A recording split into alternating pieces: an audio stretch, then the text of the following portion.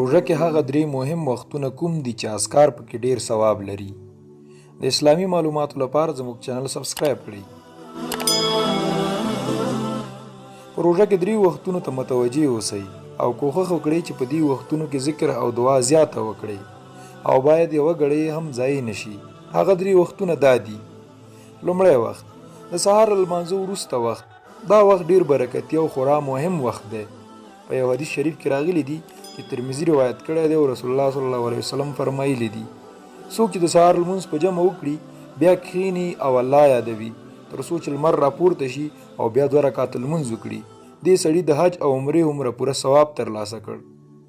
نو دا وخت د کال په ټولو میاشتو کې اهمیت لري، خو د روژې په مبارکه میاشت کې باید دې غنیمت ته متوجه اوسو. دوهم وخت له ماښام مخکې وخت د روژه ماتي لپاره ډیر مهم دی.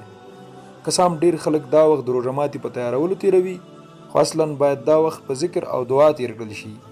لکه په حدیث شریف کې راغلی دی رسول الله صلی الله علیه وسلم فرمایي د 3 کسانو دعاګانې قبلیږي چې هغه یو د روژهدار دعا ده، دویم د مظلوم دعا او دریم هم د مسافر دعا ده.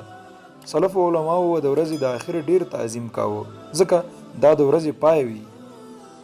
دریم وخت د سهار له لمانځه مخکې وخت هم ډیر مهم دی او له برکته ډک وخت یادیږي او قرآن کریم په دې وخت کې د استغفار یادونه کړې ده. بسم الله الرحمن الرحیم والمستغفرین بالاسحار ژباړه یعنی مؤمنان هغه دي چې په سهار کې استغفار وایي.